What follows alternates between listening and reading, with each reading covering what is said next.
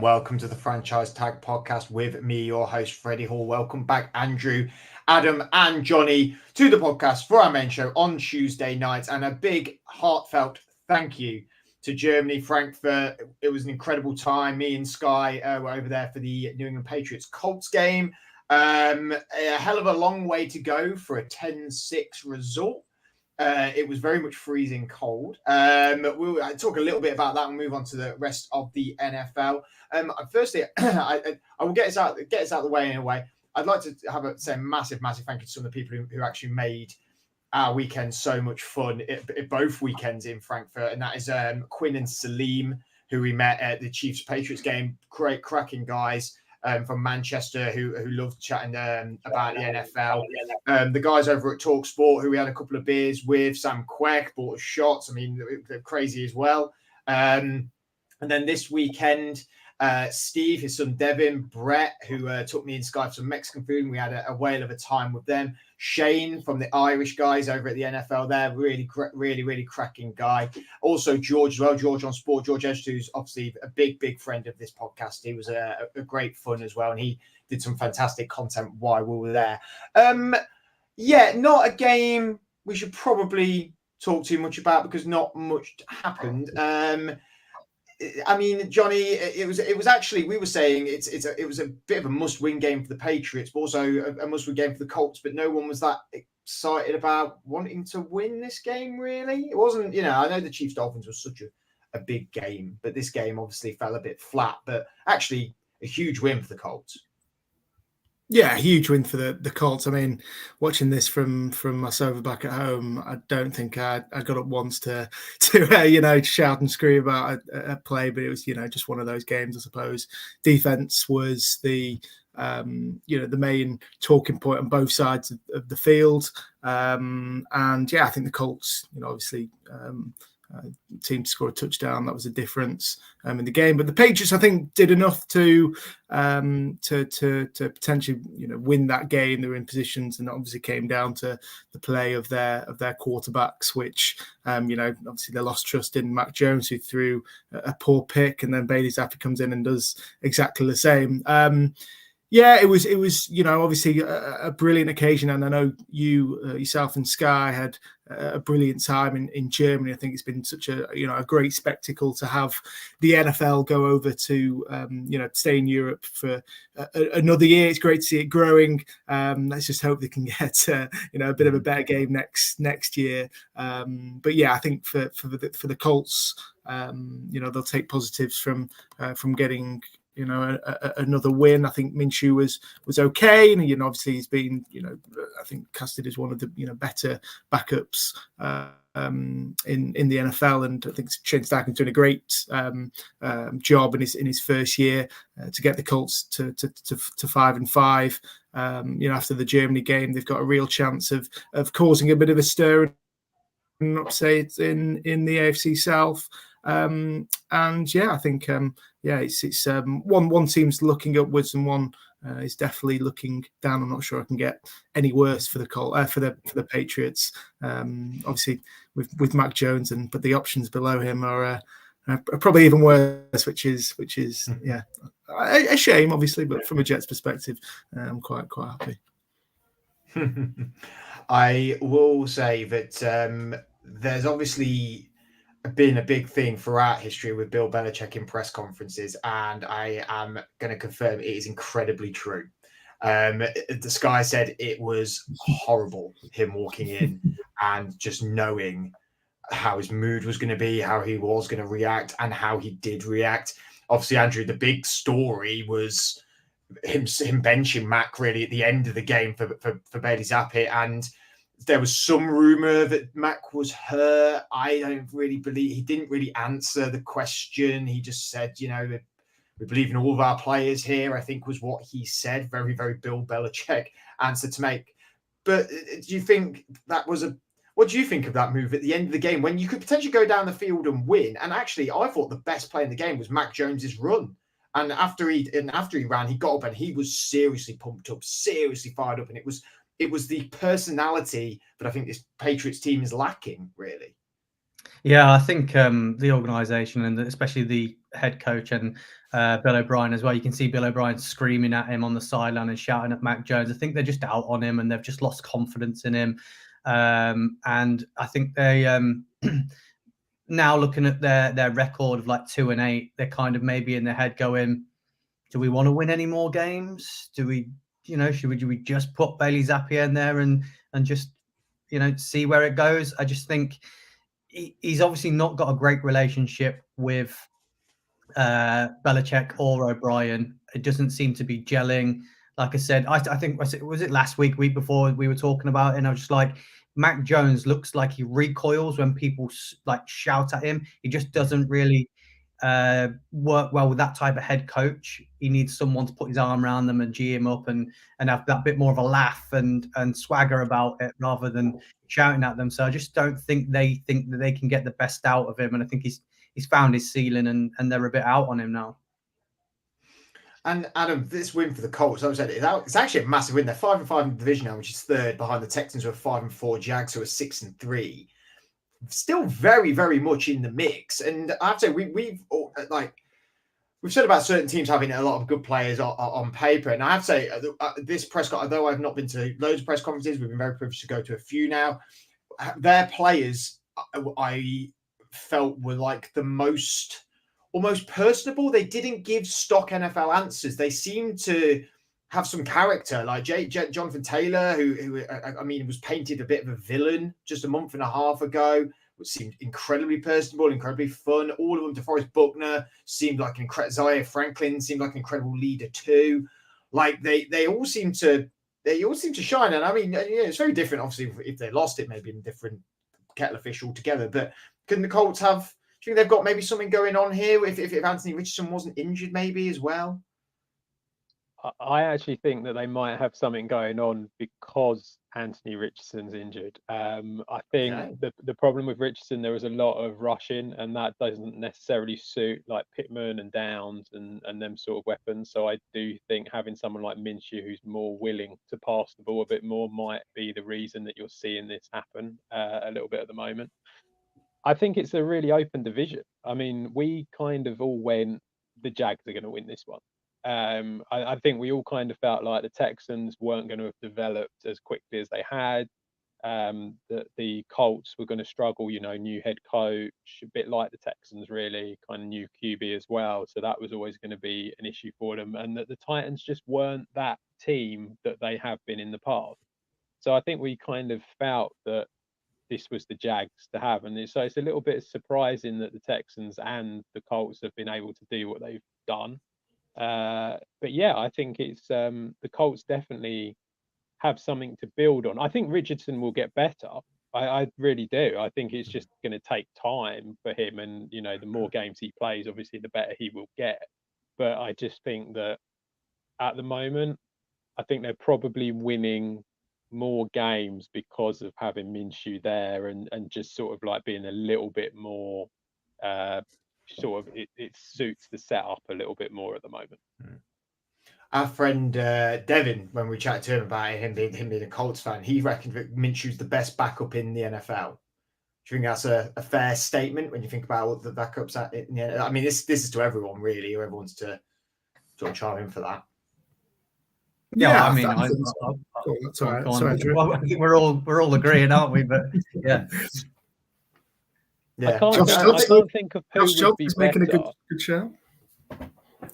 Even though Josh Dobbs, I suppose, but he's been named starter. I mean, he's starter and he's named starter of the Vikings. I know he's probably technically a backup, but I suppose so. It's the same situation with Kirk Cousins being injured. He wouldn't be starting if Kirk wouldn't even be there. He would be in the Cardinals. But then if Kyler came back in, he'd be probably benched again.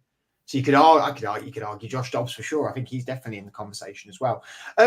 We are going to sound like a bit of a broken record because we did sort of talk about this last week, but it is recent news. But the Buffalo Bills have fired their offensive coordinator today, Ken Dorsey, and they've brought in interim coordinator Joe Brady after their loss to the Denver Broncos, losing 24-22 in the late game of the week.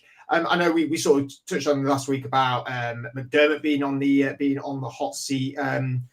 But I mean, Andrew, this Bills team, what's going? It feels like it's just crumbling. You know, this Broncos team got absolutely embarrassed by their divisional rival in the Bills, but against the Dolphins. I know we said that was a bit of not a fluke game because they won very, but you know, you don't get games like that all the time. It was very out of nowhere. But the Bills, we've said, needed to make a change and needed to change it up, and they've gone and done this. I mean, it doesn't scream the Super Bowl potential anymore, like everyone thought at the start of the season.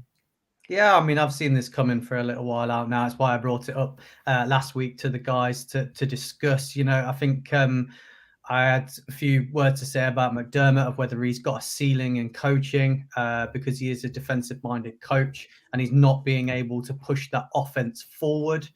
I think getting rid of Dorsey was probably the right decision. I think we saw Josh Allen progress and do better and clean up those interceptions and turnovers when Daboll was there. But now he's gone, they've come back. So, yeah, I think they needed to do something to try and put a bit of energy into that offense. They've never managed to get the run game going. The O-line always seems to be struggling, despite the fact they always bring in players. So I just think that, like I said, I think there is a ceiling with the coaching staff there, with the team they've got. And if they don't do something now, and then they're going to end up, we mentioned it last week, they're going to end up losing Diggs, aren't they? Loads been talked about that, saying get out and go somewhere else and try, because it's just going to be too much of a bigger time frame to turn it around, especially in that division where everybody else is sort of moving forward to a certain extent, like the Dolphins. There's a lot of hype about the Jets, obviously, when they get Rodgers back and things like that. So, yeah, I think they needed to do something. You know, Dorsey's fallen on the sword, I think, a little bit by going, we've lost. It was bad. It was embarrassing. We've got to make a change so people aren't on our backs and just booing. So, unfortunately, that's the guy that's had to make way in order for them to try and move forward. And Joe Brady's the next guy up, who worked with the LSU guys in that big 2019 championship. So could be the right guy for them. Specifically, someone who's saying that Stefon Diggs needs to get out there was his brother Trayvon on Twitter. He was very much supporting his brother to maybe head out of Buffalo. I'm sure he'd love the idea of him coming down to Dallas, to be fair. I mean, it's hard to hide a smirk a little bit, Johnny, being a Jets fan. You're now on their heels. You're 4-5. They're 5-5. If they had to make a change, it doesn't mean that this change is going to work. Do you think this might be the spark that then sets them up to make a good Super Bowl run, or is this maybe there's going to be teething problems after this, and with you guys looking for in your defense that you're going to be snapping at their heels? Yeah, I think it's a change that, like Andrew was saying, that needed to be made. Something needed to happen to you know, sort of galvanize this team, and hopefully this is something that will spark reaction out of the players. I think in this game that the Broncos were able to completely shut down Josh Allen, which I don't think we see, you know, very often. Obviously, you know, he gave away I think 3 interceptions last night, which, you know, is obviously becoming quite a regular thing in his game. He's the, you know, NFL leader in passing interceptions, but we always expect him to put up big numbers. And I think the last couple of weeks we just haven't seen you know, the progression that we sort of expect. He's, you know, like I said, I think he's having a little bit of a semi meltdown crisis, which obviously isn't helped by, you know, the defense obviously being scuppered by injuries. I thought you know, were okay yesterday, having watched the highlights, and I think, you know, they did enough to potentially win the game had it not been for a complete you know, a bit of mismanagement right at the end with 12 people on the field for the field goal. But yeah, there are still 7 games left in the season. I you know, I expect the Bills to be in the playoffs. I think they're a better team still than the Jets, unfortunately, because of, you know, their offensive ceiling. But yeah, at 5-5, this team feels like, you know, they're in serious danger of having slipped out of the Super Bowl championship window. And something has to change. And I think that the decision today to fire Dorsey, I think, is something that could hopefully spark that. Reignite the skill set that we've long associated with Buffalo and the explosiveness that we see from Josh Allen. Can I just jump in there quickly? I've got a question to jump on there for Johnny. Obviously, you said you think the Bills still are a playoff team. With their record that they've currently got, they've got the Chiefs, the Eagles, the Cowboys, the Dolphins all still to play. Do you think that their record's going to be good enough with the likes of the teams that are snapping at their heels, like the Steelers and Bengals and people like that? Do you think they're going to have enough in the tank to get to the playoff? I think, I mean, the AFC East is so wide open, and I still have them as the favourites to win that division. I think, the Jets could be top of the AFC East by this time next week. I don't see that happening. I think our chances are all but done. The Dolphins as well, I don't think have proved yet. I think they're building into a team that's are better. Yes, I think that the Bills have a difficult stretch, but I fully expect them to win their divisional matchups. That could be enough to scrape in through the AFC East. So I think there hasn't been, obviously they've got a difficult run in with the likes of the Chiefs and the Eagles. I'd still expect them to be competitive in both of those games. And, if they can scrape a victory against one of them, I think that'll, push them into a great sort of contention to win the East. I certainly don't expect them to be contending for the Super Bowl this year. I don't think we can write off the Bills just yet. But they are definitely heading in the wrong direction, which we've talked about, like you say, Andrew, for a number of weeks. It's a fantastic question, Andrew, because it's literally exactly what I was just going to ask. Was when their next three games are against the Eagles, the Chiefs, the Cowboys, then they play the Chargers in. Can't decide if that's in Buffalo, and I can never decide on Google which way around it works, because obviously it's different for our regular football. Then they've got the Patriots, and then the Dolphins. I mean, it's a hard slate. It's a real hard slate.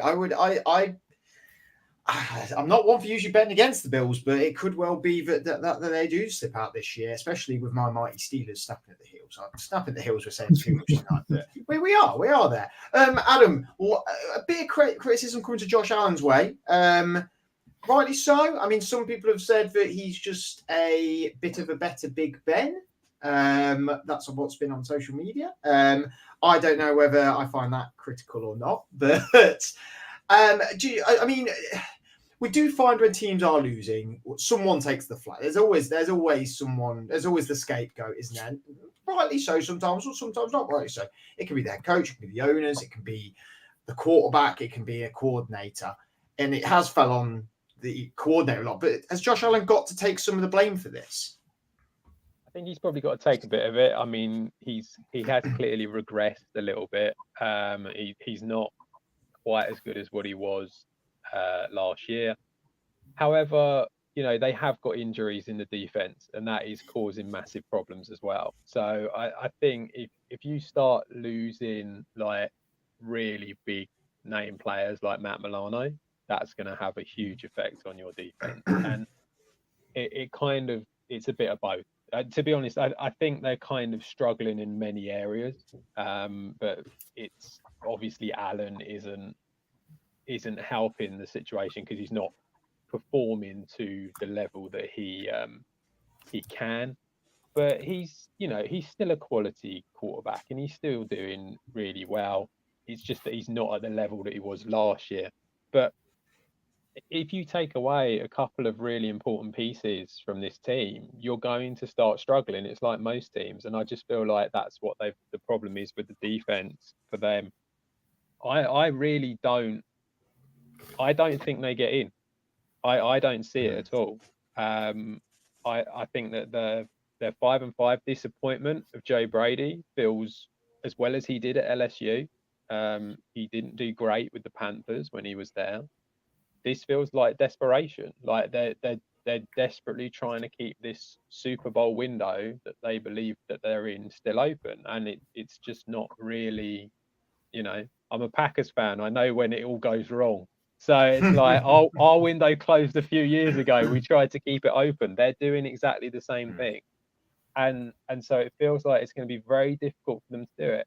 If you look at that Dolphins schedule, it's not that hard when you look at it. There's games there that they can win and should win. So you're talking about basically a wild card slot. I mean, I don't know how the Steelers are 6-3. It's beyond my logic, but they are, and they keep winning games, and they're not going to stop anytime soon. But you've got the Browns, you've got the Texans, the Bengals, the Colts. They're all ahead of them at the moment. This is the thing. So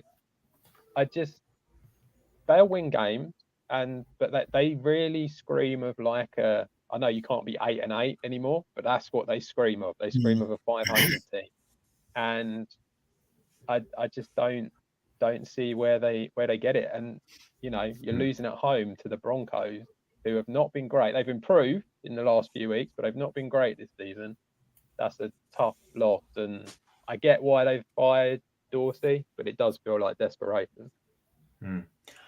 Andrew, given now we're sort of saying, argument that they could make a Super Bowl run, maybe not. If they don't, they go 500. Is the door shut? Is it time for some a bigger change? Because they seem to get bad injuries most year to a big player. Von Miller last year. White, the quarterback's been injured multiple years. Matt Milano's a massive, massive loss because he's their quarterback on the defensive side. You come into the next offseason, you've got a disgruntled Stephon Diggs. You've got an aging roster. White's no spring chicken. Neither's Milano. Neither's that offensive line really. Is that then the spark that is like, well, it's sort of shut now because we've had about a 4-year window here where we really could, and we've had a good go. We've had a good go every year, but is that it now for them?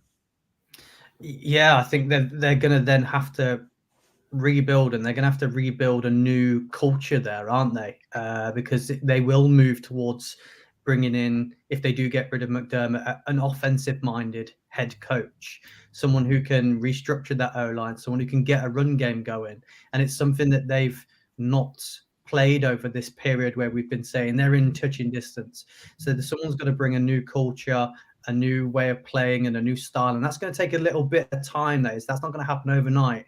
That's going to take a season, maybe a season and a half before that starts clicking, especially with the fact you're going to have to look at the recruiting process of what type of players you've got to bring in to do that, and how that looks, especially when you've got some, like you say, some older guys that you might be paying some big money. Obviously, you're paying your quarterback quite a bit as well. So it's going to have to be done through youngsters, through the draft.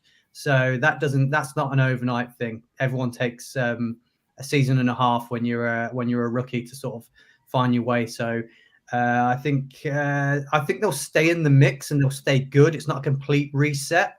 It's just going to be a new culture and a reset on how we're going to see them play football and that offense. Because I think the defense has got the older minds to stay good.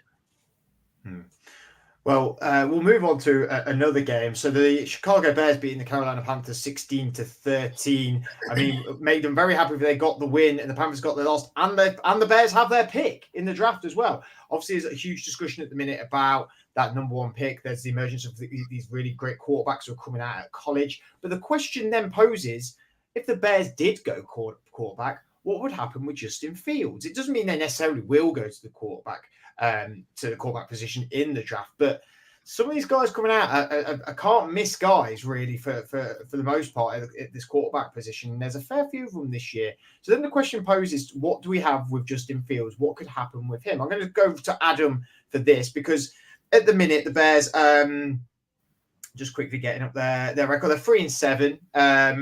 They're going to have the number one pick probably at this point, unless the Panthers come back a little bit and the Giants continue to lose, and then there's that. They're going to have 2 top 10 picks. The conversation is going to come up surely about that quarterback position. What can you see next for Fields? He's going to be leaving Chicago.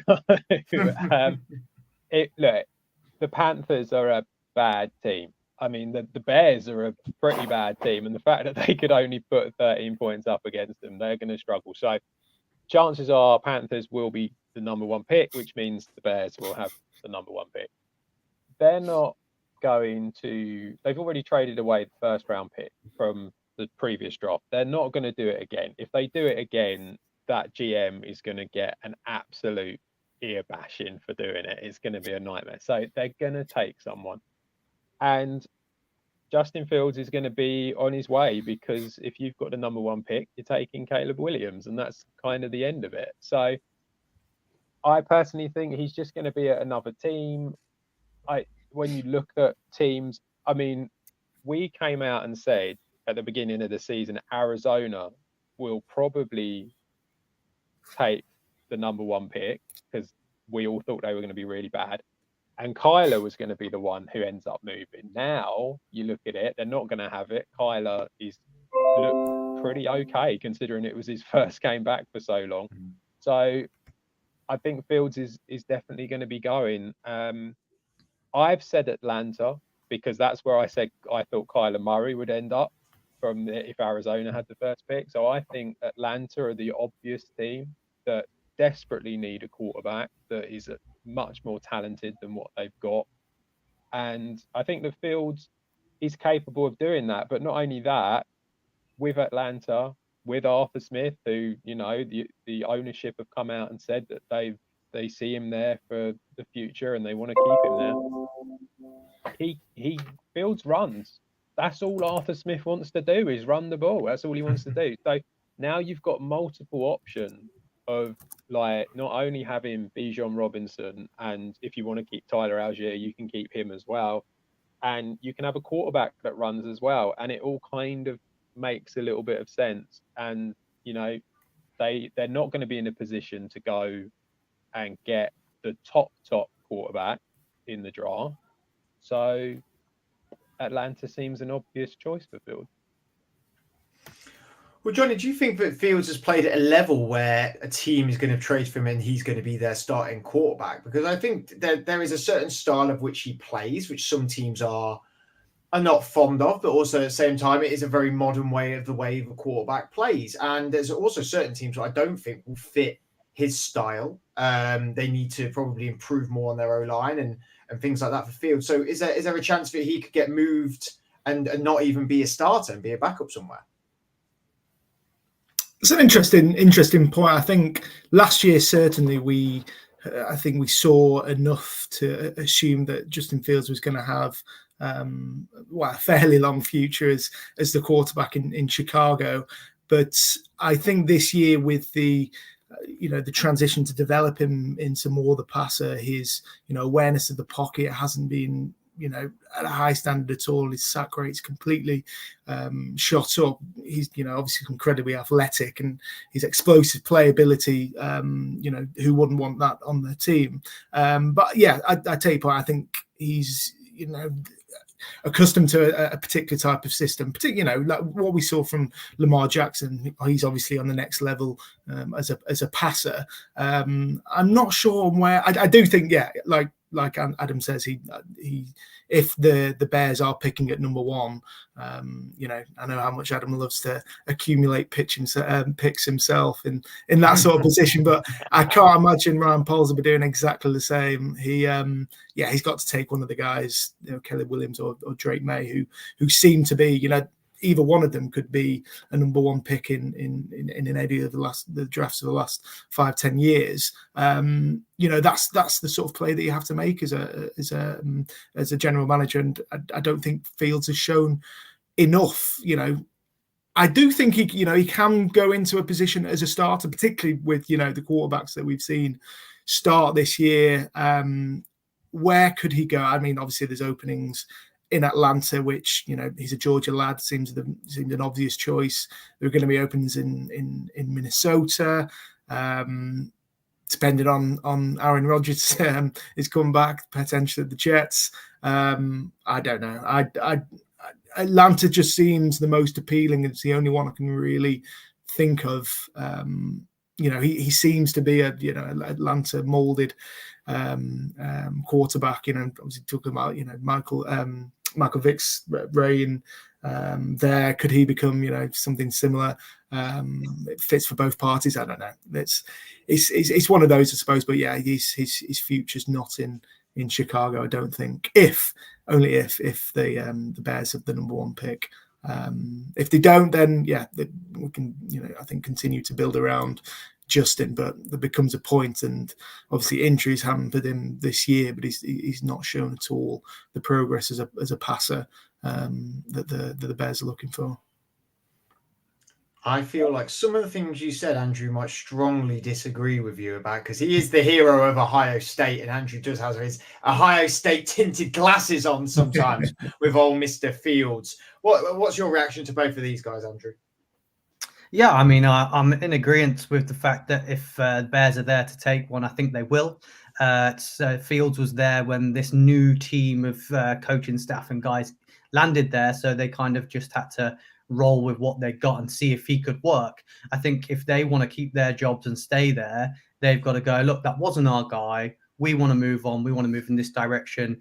And I feel very sorry for Caleb Williams. If it's him that has to go there and be nurtured and cared for and trained by these guys that can't do it with Justin Fields. Because if you take away the struggles that he's had in Chicago and just look at him as an athlete and how good his arm actually is, and go back to the tape and things like that, I think there's definitely enough from him to say, yeah, somewhere else that guy could really, really work. We've seen it with other people, haven't we? Cousins moved, Tannehill moved. They got success elsewhere. So I think that Fields can do exactly the same if he goes to the right team. We'll see him maybe strive. I've got a different team in mind of where I think Fields might land, but I feel like Atlanta, depending on where they fall in the draft, they might be in a position where they can get Bo Nix or Michael Penix or something like that if they wanted to.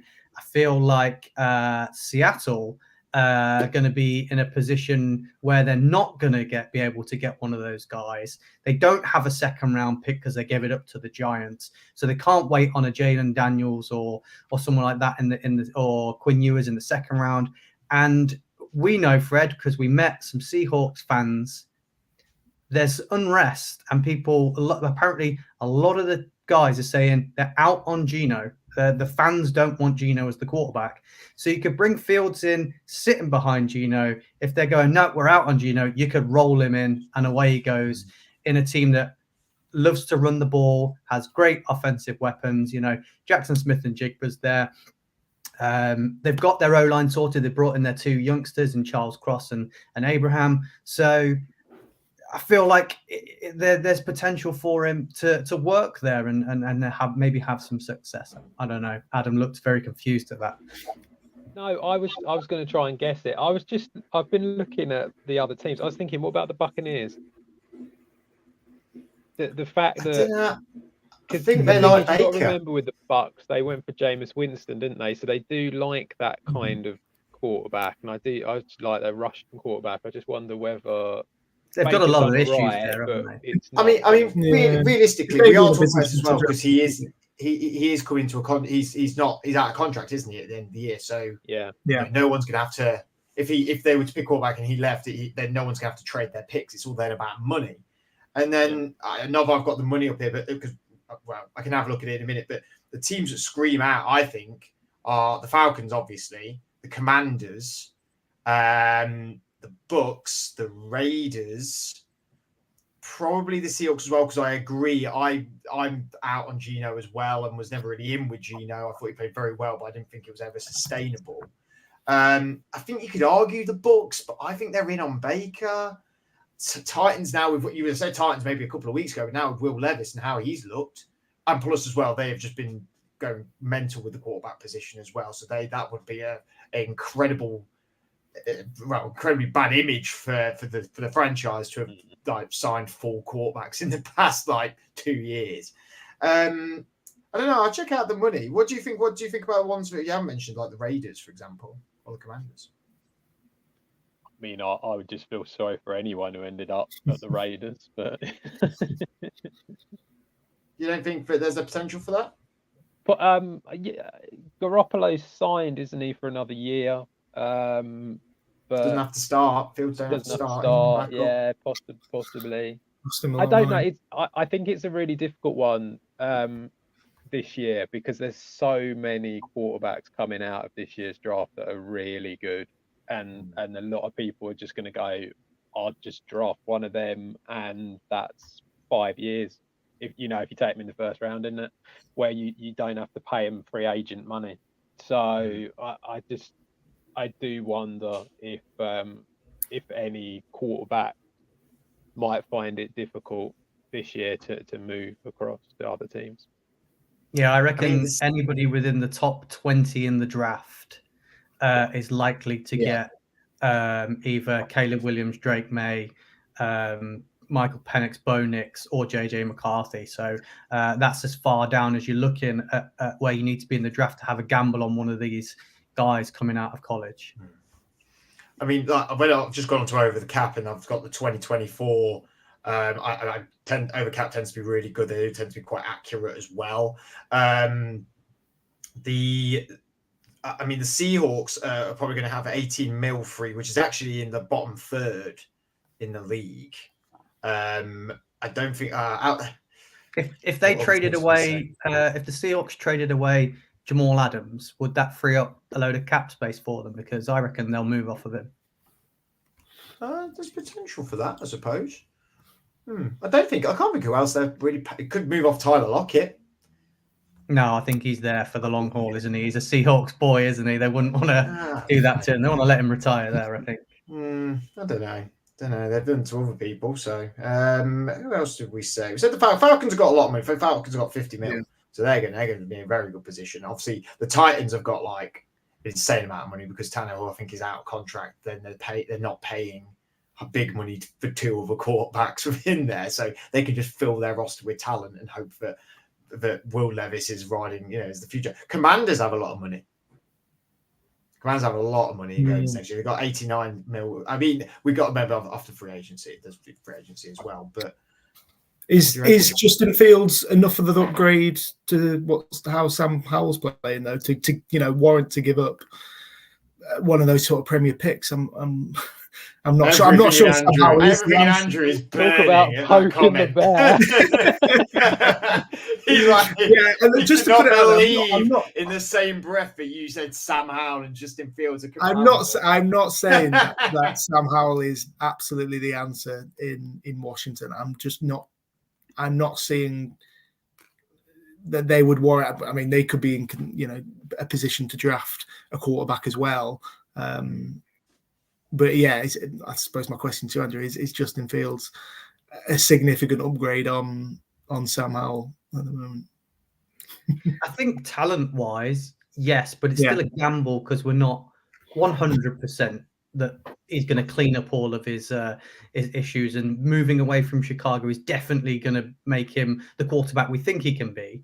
But I think with Washington, you may as well stick with Howe because you've got holes all over the show. You need to sort out some edge rushers there and really look at rebuilding completely. And I think Howe, you're not paying him loads for the next few years, so stick with that and build the rest of where else you're missing. So I'm not sure about that completely. If Washington were to look to, again, they're going to be in the top 20 as well, so they might look at one of the guys out of college that they like the look of and give one of them a chance rather than the gamble that Fields might be. Yeah, because if you look at the bar half, just like, because that's what might happen to Fields, which would be a great scenario. It's going to someone like the Seahawks that are a very capable team, decent deal, and I think that's more going to happen than him going to a very bad team because of the draft. Like if you look at it, 1-8 Panthers, Bryce Young, not going to move off him. Giants 2-8. Paying Daniel Jones, not going to move off him. Patriots 2-8, doesn't play the style of football that New England want to play, and I don't think they move off of Mac Jones. But maybe they move on to Bailey Zappi, and also they'll be in a place where they can draft a quarterback as well. Cardinals won't move off of Kyler. Bears will pick Caleb Williams more than likely. Tennessee 3-6, got something in Will Levis, won't move off of him. Rams 3-6, they're not going to move off of Matt Stafford, I don't think. Packers 3-6, not going to move off of Jordan Love. Commanders 4-6, probably going to be in a good. You think you'd stick with Jordan Love? Well, I reckon Giants move off of Daniel Jones. I think they get Drake May in. I think the Patriots probably look at Bo Nix. And that's what I mean. I think they will draft. I also think the Packers might be tempted by someone as well. I just we will only go for someone if it's Williams or May. I reckon. I don't think we'll go for anyone else. So we'd have to ride with a backup. But you traded up to draft Jordan Love. Doesn't matter. It's 3 years ago. the GM Gutekunst has come out and said, hasn't he, that basically this is Love's. He's got 10 games. That's essentially what he's come out and said. And really? So if they're not happy, then they're going to be looking to move on.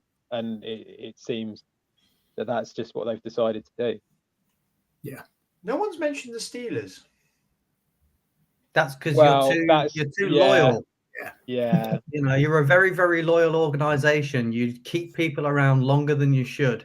So you're stuck with Kenny Pickett for 6 years, mate. Winning games. No, he's not. Yeah, I don't think it's the QB that's doing it. No, he's not. Don't patronise me with your Zach Wilson over there going, winning games, man. I don't know about you, but I really think he's got something behind that line. And, now he's got Jonty Johnson back and he's looking good as well. And anyway, moving up the board as well, Commanders could have Falcons. Makes sense 4-6. Buccaneers probably would draft, I think, over getting him in. Jets not going to do it. Chargers not going to do it. Broncos is an interesting one because I don't think it's working with Russell Wilson, and yet him and Russell are very similar players. They can't trade for him. His contract kicks in next year, doesn't it? Russell Wilson has a big contract. And I think that Sean Payton, can I just take a tip of the hat to Sean Payton? I think he's done an absolutely fantastic job. I think he's done amazing. I think now we're getting to see him get the best out of Russell Wilson. So I can't see. I think they're going to stick with that and continue. I don't see them bringing anyone in. Could bring him as backup. I just don't think you would. See, this is the point. This is what I was saying about free agent quarterback. I don't see the point of bringing him in as a backup when you can draft one of these guys. And I'm not even saying like first round guys. I'm saying like second round guys, third round guys. There's so much depth in this year's draft that there's just no need to do it. And so it feels like with Fields, he has to be the starter. It has to be someone that believes. To play a little bit devil's advocate, isn't there for the most part every 3 or 4 years a really good pool of quarterbacks? Isn't there really these days? I'm not saying every year. There's definitely years where there's not really anyone. Kenny Pickett. I think there is. I think you're right that there is. Or every time we reach this point of the college season, and everyone says that, but based on what you're seeing from these guys, it feels like they are a cut above. Certainly, the top two are a cut above, and there's some really, really good quarterbacks as well in like Penix, like Bo Nix. I mean, Bo Nix to the Rams is an absolute obvious one to sort of come in, sit for a year and basically be Matthew Stafford 2.0. So, I mean, that would make sense.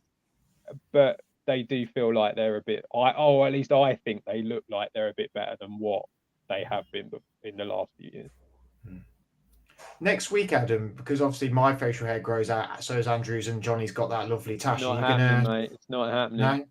No. For all our listeners, I suppose you can't see our beards and mustaches around, but Adam's bold as the day was born, bless him. Yeah, I'm going to stay true. Stick the course, Bill Belichick style. Love it. Oh, yeah. I'm the grumpy old git of the franchise tag, so no. Right. Thank you very much for listening or watching. Andrew, Johnny, Adam, really appreciate it. Again, a huge thank you to everybody who we met in Frankfurt.